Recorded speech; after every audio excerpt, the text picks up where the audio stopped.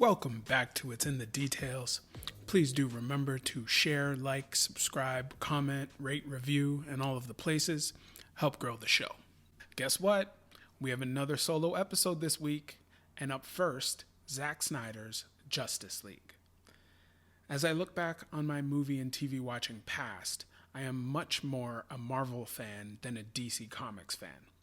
I'm not a super fan of either, but I do really enjoy watching them. Although I am a big fan of Christopher Nolan and Christian Bale's Batman movies, all three of those movies are magnificent. Again, though, not a super fan. I am happy, though, to pay my money to watch these movies in theater. They're so much fun. Now, with that information out there, when I first heard about Zack Snyder's Justice League, I immediately thought, haven't I already watched this? Then I started to see commercials and realized I certainly had not seen this movie.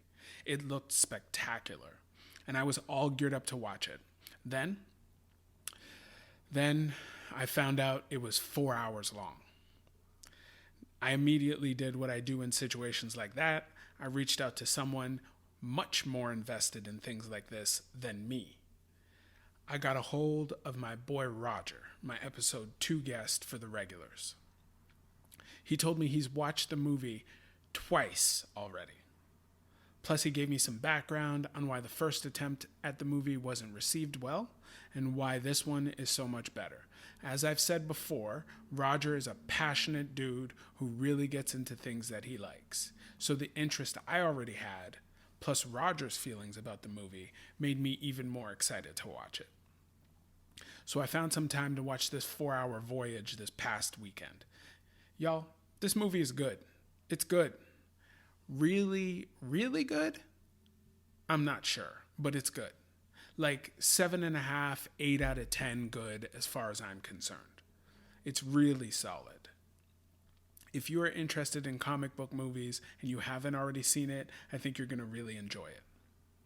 If you don't have passion for movies like this, 4 hours is a lot of time. If you do watch it, let me save you some time. You will be watching it with pillar boxing. That's the black bars that go down the side of the screen. Don't bother Googling or adjusting your TV. That's how you're going to end up watching it. There are a lot of really clever things they've done with this movie. To start out, the opening is fantastic. I believe there are about 5 words spoken in the first 6.5 minutes of the movie. And if you were already excited to watch it, those first 6+ minutes will leave you wondering if you are about to watch the best comic book movie ever. It's really, really good. For me, it's close to the opening of Dark Knight, where Heath Ledger's Joker pulls off that bank heist. I know that sounds like blasphemy. It's not that good, but it's good. It's close. Later in the movie, there's also this really charming scene between Wonder Woman and Alfred. That's Batman's butler, if you don't know. She's making a cup of tea, and surprisingly, British Alfred doesn't want any tea. But he can't just sit there and let Wonder Woman make the tea the way she wants to make the tea. And the play between them in that scene really stood out to me. It's really good. On the other hand, Batman/Bruce Wayne's introduction is great until he has a great introduction traversing wintry mountainous terrain until we get the close-up. He stops at a peak overlooking a village, and then Ben Affleck can't figure out if he wants to remove his goggles before his mask or his mask before his goggles. It's a very minor thing that has nothing to do with the story, but to me it just reads as sloppy. It took me out of the story for a second because I couldn't stop wondering if that was the only take they had. Like, no one thought, hey, let's shoot that again, just because it looks like the man who spent all of this time traversing a mountain to get to a village in Iceland couldn't figure out if he wanted to take his goggles off before his mask or his mask off before his goggles. It was just a little ridiculous to me. And given how much time they spent with that great opening, it just felt like a miss.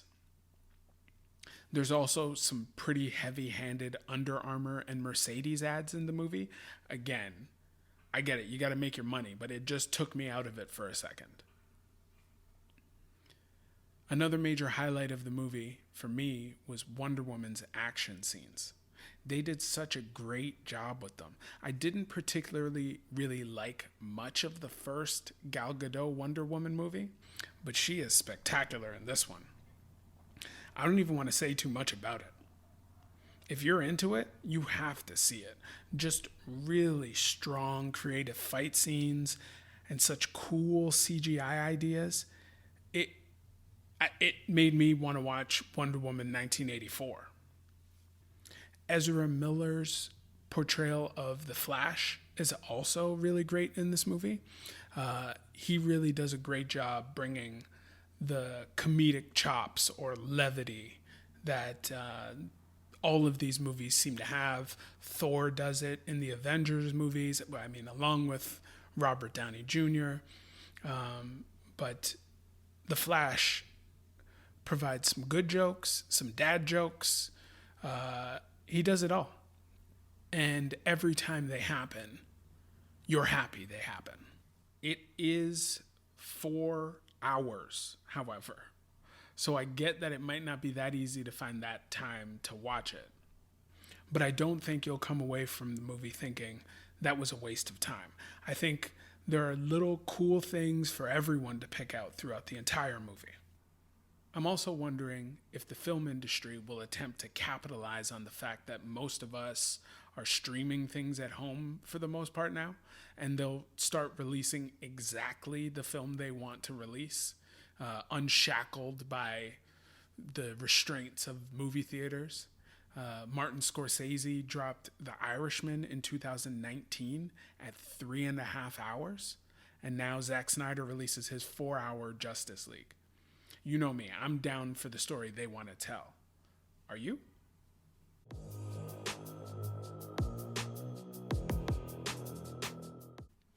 I am not really the YouTube spiral person. I watch my fair share of things on YouTube. There are a number of podcasts I watch weekly. My F1 searches are populating more and more F1 videos, and occasionally I will go looking for a music video. One of the podcasts I used to listen to almost religiously was the Joe Rogan Experience. And about 7 or 8 years ago, he gave the world and his listeners an introduction to a band named HoneyHoney. It was a long, winding road of a show, as most of his episodes are. But what stood out to me, and many others I imagine, were the performances they did in his podcast studio. My favorite performance was Bad People. There are many things I found striking about it. First of all, they sound great. Any musician that can just pick their stuff up and start playing or singing on the spot like that will gain me as a fan pretty quickly. They absolutely perform the hell out of that song. You get a couple of cutaways of Joe sitting there looking like a proud papa and an awestruck fan. And you even get a glimpse into how the two bandmates look after each other as Suzanne Santo gently nudges Ben Jaffe's glasses back up to where they should be as they're slipping off his face while he's playing guitar. It's a great watch and a song I enjoy. If you search HoneyHoney, no spaces, Bad People, Joe Rogan, you'll find it. But my spiral begins after I watch that video. Queued up is a number of videos from an interview and recording they did with L.R. Baggs. 35 minutes later, I've watched all of the videos, and I'm ready to see them live whenever we can go to concerts again. Also, for some reason, saying I went on a 35-minute YouTube spiral makes me feel like that's not much of a spiral at all. Like, some of you lose hours when you end up chasing something down the YouTube hole. Well, that's YouTube spiraling for me. 35 minutes. Anyway, in the string of L.R. Baggs videos, you get to watch these two cool people discussing how they ended up where they are and playing all sorts of great music. I'm sure this music isn't for everyone, but my musical tastes tend to cross all sorts of genres. Visually, all of the videos recorded with LR Baggs look amazing and sound fantastic. Obviously, given LR Baggs' business is making instruments and accessories that sound as good as possible. Check it out. Whether it's your vibe or not, the talent on display will make you feel something.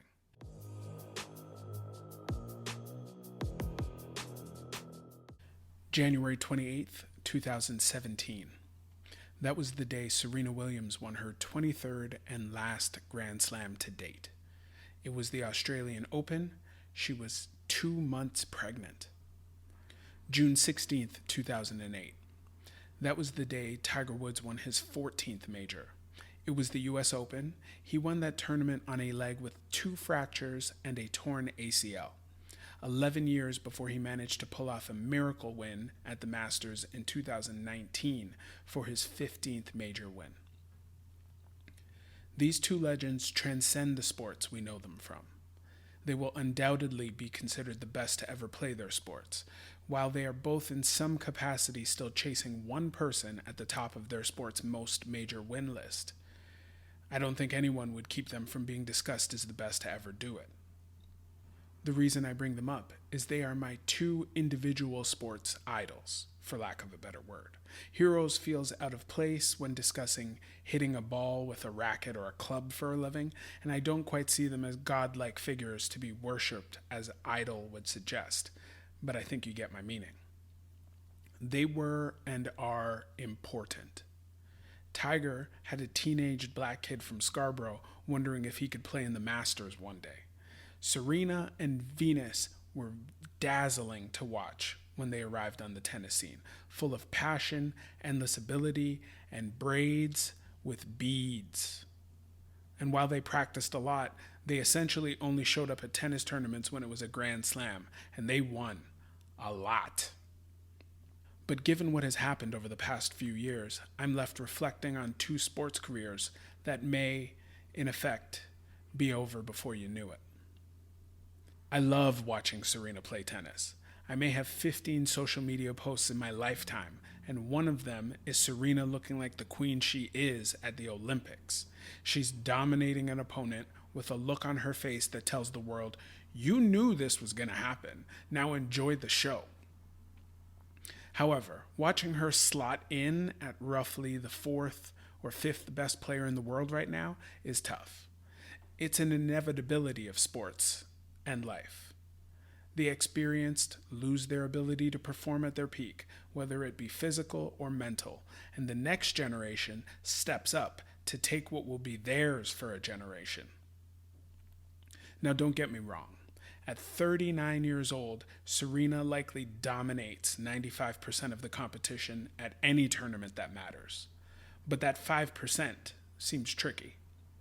Since Serena won that last Aussie Open in 2017, she has made 2 semifinals and 4 finals at the Grand Slams. She's lost all of them. In the 4 finals she made it to, she lost each one to a different person. To clarify, it's not just one athlete putting up the roadblock to Grand Slam win 24. Angelique Kerber, Simona Halep, Victoria Azarenka, Bianca Andreescu, Canada, stand up, and Naomi Osaka twice. Watching her compete in those big matches at the business end of tournaments is equal parts gut-wrenching and endlessly fascinating. She's a superstar whom you've seen win for decades. You want her to win again and again. You still expect her to win. But the drought has now become less a fad and more a trend. Her longest streak previously without a Grand Slam championship took place from 2000 to 2002. She didn't win a slam in 9 tournaments. She also didn't play in 2 of them. The 2000 to 2002 string were her 2nd, 3rd, and 4th years competing in the majors. She broke that streak by winning the next 4 Grand Slams in a row, and 5 of 6. The fascination for me takes root in the fact that kids who grew up watching Serena know only one woman who so completely dominated her sport. Other athletes stepped in and won championships here and there, took a hold of the number one spot from time to time, but everyone knew when she showed up, your game better be in shape because she's coming. I wonder how many of them felt like they did everything they needed to do until she took the court across from them. You know, kind of like when you were a kid, had a day off from school, your mom calls you and tells you to take the meat down from the freezer.